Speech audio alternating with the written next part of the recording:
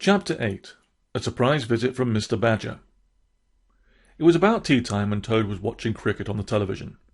He had always enjoyed the game, and although he no longer played, he was the president of the village team, and took a keen interest in all the county matches. He was just thinking and making himself some tea when the front doorbell rang. There were no longer any servants at Toad Hall. A woman came in to clean twice a week, and a number of the larger rooms were permanently shut. Toad lived mainly in the kitchen, which is warm and snug, and he had the television in the small breakfast room which adjoined it, which had lovely views over the gardens and down to the river. He kept the front door closed and always used the back entrance. So when the bell rang, he got up quickly and walked down the long, dark corridor, pulled back the bolts, unfastened the chains, and finally opened the large, iron-studded door. There, to his great surprise, stood Badger. "Good afternoon, Toad," he said briskly, and walked through the doorway and strode purposefully down the hall. Toad, initially speechless, shut the front door as best he could and scurried after him, apologizing for the state of the house and saying, "Why didn't you let me know you were coming?" and generally blabbering on and feeling a complete fool. Badger, who had been a great friend of his father and knew Toad Hall well, was about to open the doors of the drawing-room, but Toad got there first. "I don't use this room much nowadays. Come on down here." The fact of the matter was that Toad hadn't used a drawing-room for years. It was dusty and musty, and cobwebs festooned the curtains. Toad took Badger into the breakfast-room, and having picked the newspaper off the floor and shoved his slippers under the table, offered Badger a seat.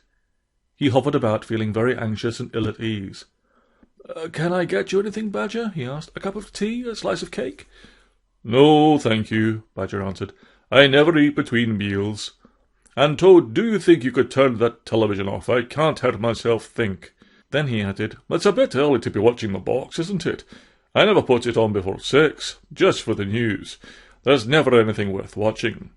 Toad immediately switched off the offending set. He perched himself on the edge of the chair and tried to make conversation. "It's beginning to get warmer, don't you think? Some of the crocuses are out." "Only crocuses?" asked Badger in surprise. "You should see my daffodils, masses of them." Poor Toad, his daffodils were only just emerging. He was filled with shame for being such a poor gardener. "But you do go on, Toad," said Badger sternly. "It would be nice if you could listen for a change." "Sorry," said Toad automatically. He sat down meekly and waited for Badger to continue. "Now look here, Toad," he began. "The reason I am here is because there is something that must be discussed. I know that you have not been yourself lately and have been out of circulation, but the rest of the world moves on, you know. Things can't stop just because you're not feeling well." "No, of course not," said Toad. "Silly of me to think so." "So," continued Badger, "I am concerned that something should be done. I am sure it is what your father would have wished." "Oh, certainly," Toad murmured. "I'm sure he would." But he didn't have a clue what Badger was talking about. "You do know what I am referring to, don't you, Toad?" "Well, not exactly," answered Toad. "Could you spell it out for me a little?" "Surely it's obvious. It's about you being governor of the village school." "Yes, I am," said Toad. "I haven't attended many meetings recently because—" he paused. "Because I have been unwell, but I mean to start going again soon." The village school was small, with only 2 classrooms, but had educated several generations of villagers. Now that people were moving away into the nearby town, the number of pupils was falling, and there was even some talk of closing it down. Toad, however, was committed to its continuation, and had spent many hours on the committee trying to raise funds and maintain standards. "Well, that's just it," said Badger. "Everyone knows that you haven't been to the meetings recently, and there are some big issues coming up." "Yes, I know," said Toad, "and I mean to go to the next one." He had, in fact, just received the minutes of the last meeting, and was about to write to the vicar, who was the chairman, to tell him that he would definitely be attending. "But you probably won't be well enough by then, will you?" asked Badger. "You're still looking a bit peaky. What does that counselling fellow say? Depression, wasn't it? Funny, I don't think I've ever been depressed in my life. Too much to do, I suppose. No time to sit and brood." Toad felt that Badger was looking at him accusingly. He started to feel angry, but this quickly changed to feeling miserable. He felt that Badger thought he was malingering, and he wished that he could pull himself together and be more like him. "So I've had a word with the vicar," Badger continued, "and he agrees with me. There's no need to worry yourself." "What has he agreed to?" asked Toad apprehensively. "Why, to me taking over your place as governor. "Not that I really have the time," Badger said sternly, looking at Toad over his half-moon glasses. "What with the bench and the district council, there aren't enough hours in the day, but one must do what one can." "But I am still on the committee," said Toad, feeling a bit stronger. "You know I am." "Yes, but if you resign for health reasons," answered Badger, "there need be no election, and the vicar said he would co-opt me onto the committee.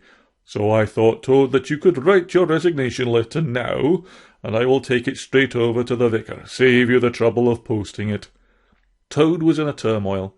He was feeling so angry. He would have liked to punch Badger on the nose. How dare he? How dare he go to the vicar behind his back and try to get him removed from the school council? What a nerve!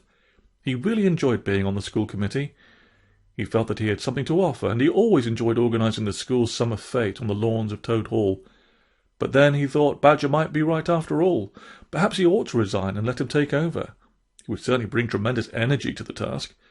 But, thought Toad, he would bring other things as well. He would bring his temper, and his intolerance, and his ability to get people's backs up.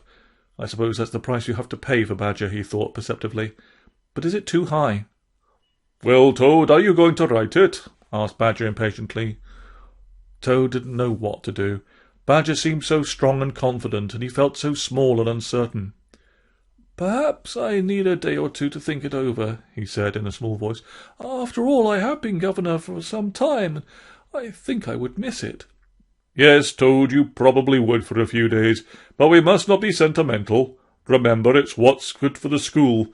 We must not let our personal feelings get in the way of that." "Oh, no, of course not, Badger," answered Toad. "I hope I'm not being selfish." "I'll tell you what," said Badger. "Why don't you have a think about it and telephone me later this evening? That will give me time to contact the vicar and fix everything up." "I think," said Toad, summoning up all his courage, "I think I shall need longer than that. I will phone you tomorrow evening." Toad remembered that he was going for a counselling session next morning, and he needed Heron's help. "Very well," answered Badger. "You were always indecisive, Toad. I didn't get where I am today by being indecisive. See a problem, come up with a solution, make a decision. That's how I deal with things." He rose from his seat. "Don't bother to see me out, Toad. I can find my own way. And Toad," he added, "I should get to bed early if I were you. You're looking peaky. You should take more care of yourself. Look after number one, that's what I always say." And with that he was gone. Toad had just enough strength to pour himself a stiff brandy and soda before he collapsed onto the settee.